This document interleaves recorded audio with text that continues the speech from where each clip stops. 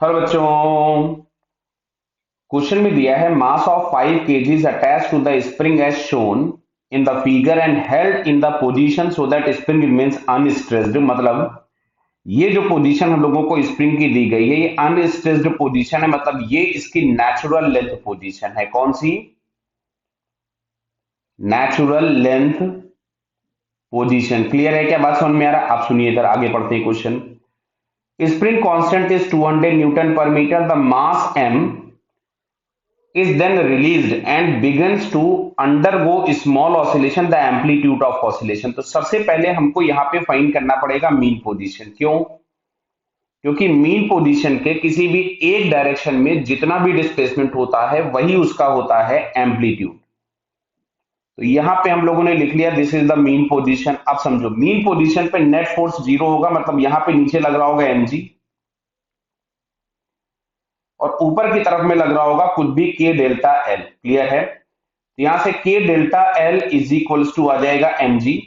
That means delta l is equals to mg by k। तो ये हम लोगों के पास हो गया डेल्टा l।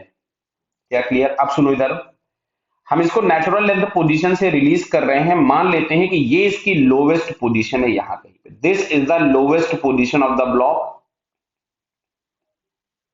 तो चलिए अगर हम यहाँ पे कंजर्वेशन ऑफ एनर्जी लगाएं तो इनिशियल एनर्जी के नाम पे है जीरो सब कुछ। क्यों?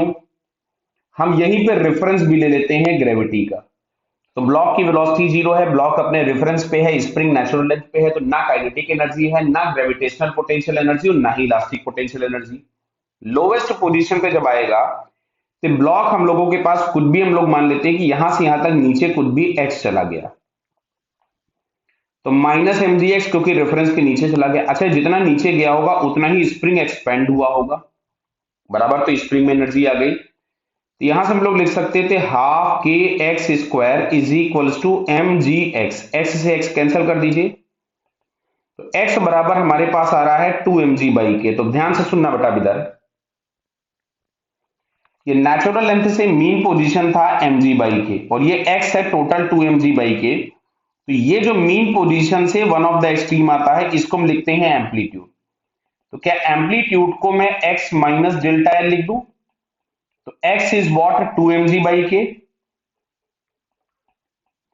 And delta l is mg by k. तो क्या फाइनली यहां से हम लोगों को जो एम्पलीट्यूड a मिलेगा this one is mg by के। चलिए साहब वैल्यूज पुट कर लेते हैं।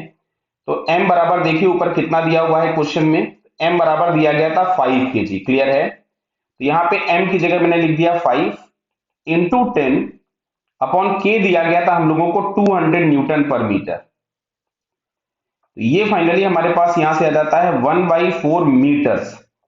तो 1/4 मीटर या हम इसको लिख सकते थे 0.25 मीटर्स। क्लियर है? तो 0.25 मीटर अगर हम चेक करें तो यहाँ पे बी ऑप्शन है। So it's correct answer is B. Okay बेटा, ऑल द बेस्ट।